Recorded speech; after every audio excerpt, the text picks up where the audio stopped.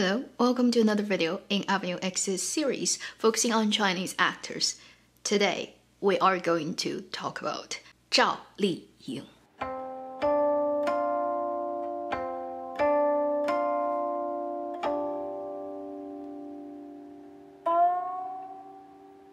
Hi, you're watching AvenueX, where junkie and good storytelling shares their thoughts, knowledge, and occasional weird ideas on stories and how they're told. I am guessing for my long-term viewers, Zhao Liying would be a name that is one of the top 3 most familiar actress names for you. And as an actress who has a very unconventional, unusual way of getting to her position in the industry today, if we really want to talk about everything about her in detail, this video can easily go up to an hour long. So I'm going to try to condense a lot of the things of her quite incredible career journey into this short video. And I welcome you, before I even start to talk about her, to leave your comments. Zhao Liying was born on October the 16th, 1987, in the city Langfang in the province Hebei. Langfang is a small place and it's really close to Beijing. Like many places in the province Hebei, we often joke about that place being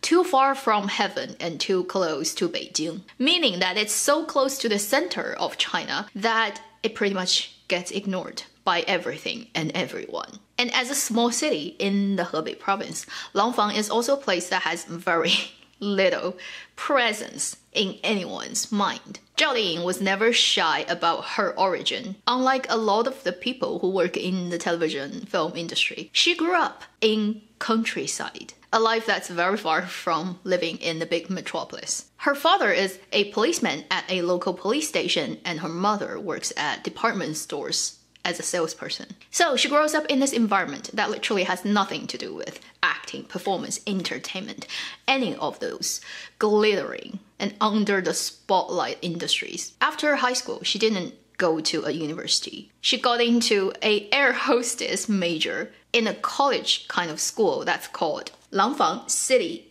Electronic Information Engineering School. And she spent 3 years there studying how to be an air hostess. In an interview later, when she was asked about her experience during those 3 years, she said, "Well, I've learned pretty much everything you can learn about how to be an air hostess, and that's about it." When she graduated in 2006, she had an opportunity to join a talent selection show in China called Yahoo Soxing, Yahoo Searching for Stars. And she actually ended up being the winner of that selection show in the group that's led by the director Feng Xiaogang.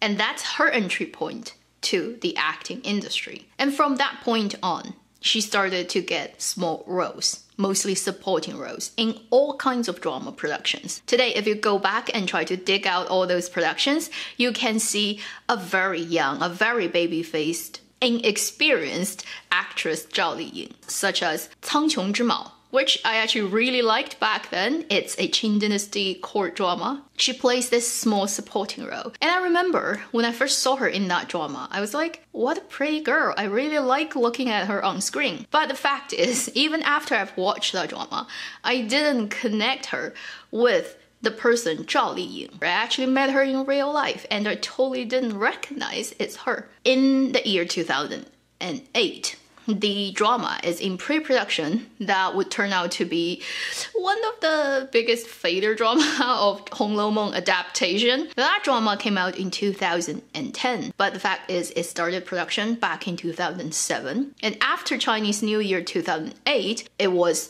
the rush of actors coming into the studio, getting their styling shots. I still have the record written on a notebook that I've somehow kept for 13 years, and it clearly says on which day I've actually met her in real life when she is there to test the hair and costume for her small supporting role. What I can still remember from that day was she is tiny. If you think she looks tiny on screen, which most people would agree, well, in real life, she's even tinier. And because she appears to be so little and so young that I remember very clearly that the director of that drama was like asking her, how old are you? Like, are you younger than all the other girls who came in for the photo shoot? Because those girls were all from the same dancing school in Beijing. And they're all around 14, 15 years old. And the director is literally asking, are you younger than them? And she's older than everyone. I would say that's just like a given quality of her is she appears to be so much younger than her real age. And it's a real fact that in the industry, everybody knows the smaller face you've got, the smaller body you've got, you tend to look better on camera. And in that way, you can say she has a natural advantage over most of the people you'll ever come across in your life. At that time, nobody would ever expect it. Somebody like her, without professional academic acting training, with that baby round face that is so not destined for lead female roles, will ever get to her position today. The first time that she caught people's attention would be 2011 when the drama aired during summer, the new 还珠格格, the new Return of the Pearl Princess, in which she played the role 晴儿, also a supporting role but quite an essential supporting role. That drama gets inevitably compared to its original version and all the original cast. And I would say Zhao Liying is actually one of the luckier person in that cast who didn't get dissed so much by the internet, because although the original Qing'er played by Wang Yan is a very beloved character, Zhao Liying is also very sweet, pretty, and her portrayal of Qing'er is also quite good. So compared to the leading cast members of that drama, who just got so much hate on the internet, she was definitely the luckier one. From that point on, she started to collaborate with Yu Zheng. Even to today, Yu Zheng would claim that he is the one who made Zhao Liying famous. And to some extent, it is true. Because during those years when she collaborated with Yu Zheng was the time when she started to transition from playing supporting roles to leading roles. She played a supporting role in Yu Zheng's drama 宫锁珠帘 in 2012, but then the next year, 2013, in the drama 陆贞传奇, The Legend of Lu Zhen, where she leads the drama with Chen Xiao, she already became a leading actress. If you look back on those dramas, first aesthetics of those dramas at the time, can we say, is quite eye-piercing. The color palettes and the story that's totally disregarding real history. But it does brought her to the front line of the general drama-watching audience's attention. And in the same year, August, the film went into theater, which is called 宫锁沉香, where she is the second female lead acting opposite Zhou Dongyu. She plays an anti-hero, the bad girl of that story, but I really enjoyed her performance. I think it's a very unusual role among all the roles she's ever done, because later she becomes more important, the leading role, and she tends to just play the good person. Whereas in that film, she's a definitely bad person, but so juicy. And compared to Zhou Dongyu's kind, traditional type of female lead role, Zhao Liying actually got a sexier role, in my opinion. In 2014, Zhao Liying acted in a contemporary drama. Finally, because she always played in period dramas. This one is called 珊珊来了, Boss and Me, where she leads it with Zhang Han. This is the drama that introduced her to a wider audience. I still remember back then, a lot of people were watching it. I was in architecture school and we had studio days, so we have 2 days a week when we would stay from the beginning of the day, like 9 o'clock till 5. And during lunch break, all the Chinese students would turn on their laptop and watch a couple of episodes of dramas, and 珊珊来了 would be one that just shows up on many people's screens. And because the girl Zhao Liying plays is a foodie, and well, foodies just make people love them a lot, can we agree? So she was literally controlling the laptop screens of all the Chinese students in that studio. By this point, she already has quite a few dramas in her pocket as the leading actress, but she still hasn't hit the top of her career. It will come the next year, 2015, the year one of a crazy rush of capital into the China's television industry web drama, and it all started with her drama 花千骨, The Journey of the Flower. The statistics, the ratings it has gotten is still a record that is waiting to be broken. And that was the first year when this rush of fantasy drama based on IP novel that is about gods falling in love started to get super hot in Chinese drama land. Everything that happened after it happened probably because of the huge unexpected success of Journey of the Flower. Especially the 2-ear hair thing has become a standard for cosplayers for the later dramas that has similar character setups. Like if you see this year's Liu Li, Love and Redemption, at the beginning stage of the female lead character, she literally has the exact same hair. After Journey of the Flower,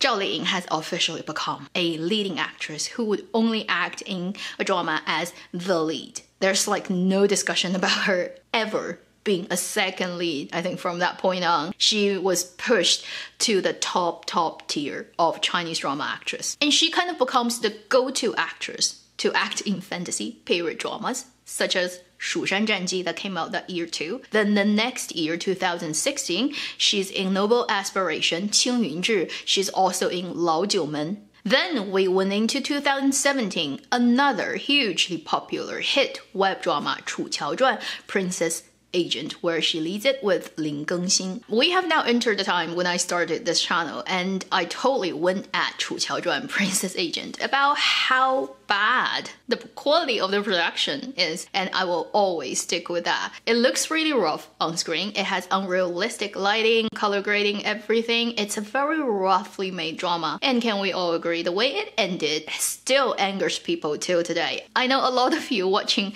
my channel would diss the ending of Princess Agent till the end of human history, and I would agree with you. And the fact is, I don't think it's gonna get a second season ever. So Lin Gengxin's role will just be lying there till the end of the time as a human popsicle. The only major drama after that she's in is 知否知否应是绿肥红瘦 that aired between the end of 2018 and the beginning of 2019.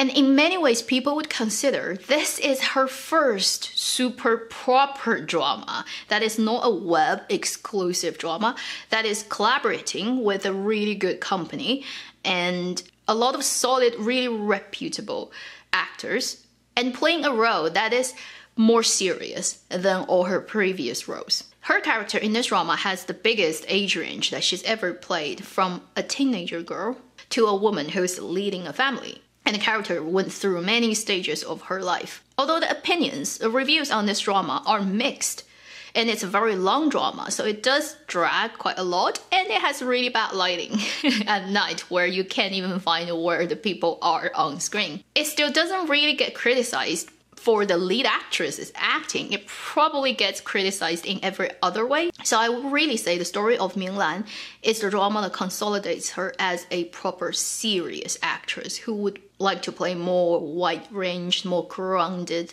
realistic people, although it's a period drama, than say all her previous very fantasy, very high-flying, pretty, but lacking real-life reference characters. In 2018, on her 31st birthday, she officially announced that she's married to Feng Shaofeng. And I still remember on the day when that news got out, Weibo crashed. Like literally crashed for like half an hour at least, where you just cannot open any page, you cannot find anything, cannot search, everything comes back as error code. And that's how popular she was. Literally, when she sent out the photo and saying, I'm married, boom, Weibo blew up.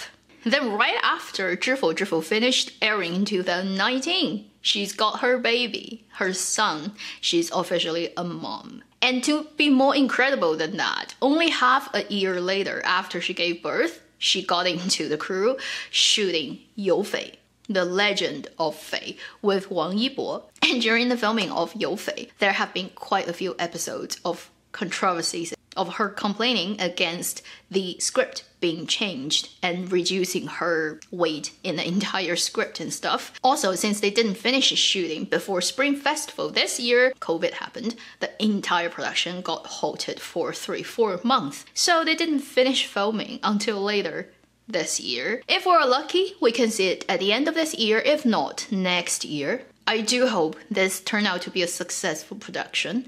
It is her first production after she became a mom, and to her it would be meaningful in that way. Personally, I'm just so impressed by how fast she got back in shape. Only half a year from when she gave birth to her going to shoot the drama. And just look at how muscly she is, even though she's tiny. Since the 2006 till now, about 15 years. She's gone through so many stages. She started at such a humble place in the drama land where nobody ever expected somebody like her would ever get anywhere, to now literally the top actress in Chinese dramaland. Only her would know how much she has worked for it, how much tear and sweat that she has broken to get to that position. She has this nickname as 赵小刀, Zhao, little knife. Her speech, her language, the way she talks is very straightforward. And she certainly comes across as such a frank and straightforward person that it offends people